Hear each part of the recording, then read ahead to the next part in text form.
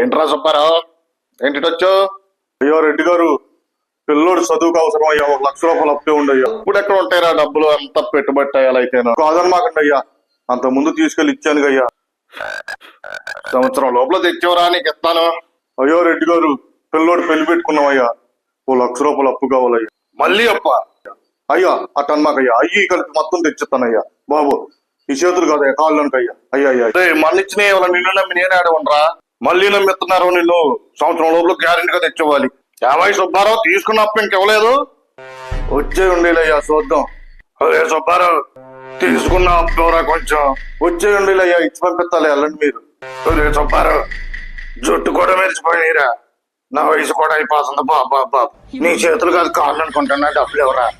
వచ్చే ఉండేలయ్యా, ఇచ్చి పంపిస్తాలే వెళ్ళు.